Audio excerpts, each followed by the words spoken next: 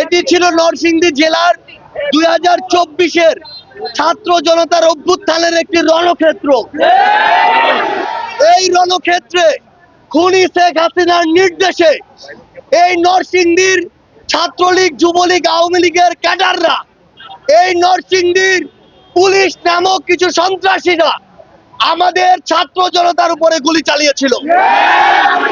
এখানেই কেউ কেউ পোশাকে, কেউ কেউ পোশাক ছাড়া, কেউ অস্ত্র নিয়ে, কেউ অস্ত্র ছাড়া আমার নিরীহ ছাত্র জনতার উপরে ঝাঁপিয়ে পড়েছিল।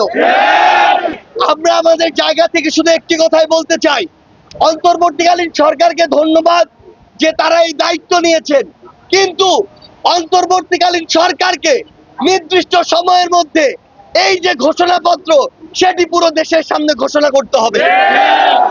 আমরা সকল রাজনৈতিক দল যারা এই ফ্যাসিস্ট বিরোধী আন্দোলনে ঐক্যবদ্ধভাবে লড়াই করেছে তাদেরকে বলতে চাই, এই সংগ্রাম ছিল আমাদের সবার।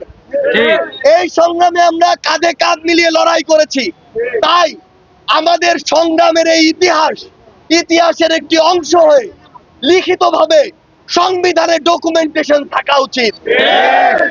আমরা ফ্যাসিস্ট বিরোধী যারা ঐক্যবদ্ধভাবে লড়াই করেছিলাম, আমরা ঐক্যবদ্ধভাবে এই লড়াই জারি রাখবো এবং ঐক্যবদ্ধভাবে এই যে ঘোষণাপত্র সেটি যেন পুরো বাংলাদেশের মানুষের সামনে আসে। এবং ৭১ যেমন আমাদের শেকড়, ২৪ও কিন্তু আমাদের অস্তিত্ব। আমরা আজকে জেল গেটে রয়েছি, আজকে আমাদের সাথে এখানেও হয়তো অনেক পুলিশ সদস্য, বিভিন্ন সশস্ত্র বাহিনীর সদস্য ভাইরা রয়েছে। আপনাদেরকে অনুরোধ করব, খুনি হাসিনা প্রত্যক্ষ পরোক্ষভাবে আপনাদের ইমেজকে সংকটে ফেলেছে। আপনাদেরকে এই ইমেজ আপনাদের কাজের মাধ্যমে ফিরিয়ে আনতে হবে। দয়া করে এখন আপনারা জনগণের বন্ধু হয়ে উঠুন। দয়া করে ওই টাকার দিকে আর তাকাবেন না। খুনি শেখ হাসিনা আপনাদেরকে ওই টাকার রাজ্যে নিয়ে গিয়ে আপনাদের মান সম্মান ধুলোয় মিশিয়ে দিয়েছে। দয়া করে মাথা উঁচু করে, শির দ্বারা উঁচু করে আগামীর বাংলাদেশে বেঁচে থাকুন, আপনার পোশাকের মর্যাদা রক্ষা করুন। পরিশেষে আমরা শুধু একটি কথাই বলতে চাই, এই নরসিংদীর ছাত্র জনতা যারা এই রণক্ষেত্রে ঐক্যবদ্ধভাবে লড়াই করেছে, তারা যদি ঐক্যবদ্ধ থাকে, আগামীর বাংলাদেশে, নতুন বাংলাদেশের যে আন্দোলন, যে সূচনা শুরু হবে, সেই সূচনা নরসিংদীর আমার সামনে থাকা এই বীর যোদ্ধাদের নিয়ে শুরু হবে।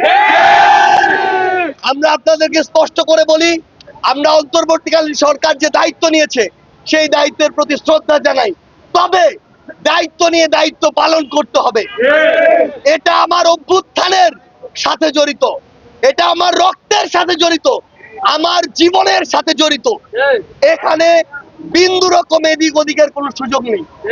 আমরা আশা করছি অতি দ্রুত এই অভ্যুত্থানের সকল স্টেক হোল্ডারের সাথে কথা বলে আমাদের এই অন্তর্বর্তীকালীন সরকার এই ঘোষণাপত্র পুরো দেশের মানুষের সামনে নিয়ে আসবেন। তার পূর্ব পর্যন্ত বাংলাদেশের প্রত্যেকটি জেলায়, উপজেলায়, ইউনিয়নে আমাদের পদচারণা হবে।